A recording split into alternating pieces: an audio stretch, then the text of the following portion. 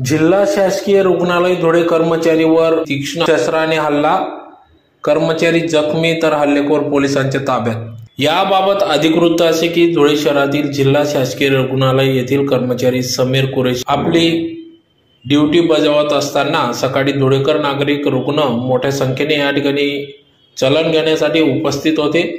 चलन पावती घेण्यासाठी रांगेत न उभे राहता एका अनोळखी इसम तरुणाने संबंधित समीर कुरेशी कर्मचाऱ्याशी हुज्जत घातली।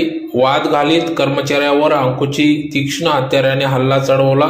सदर कर्मचारी समीर कुरेशी यास खांद्याखालील भागात अंकुशीदार शस्त्राने वार केल्याने दुखापत झाली, रक्तस्राव झाला।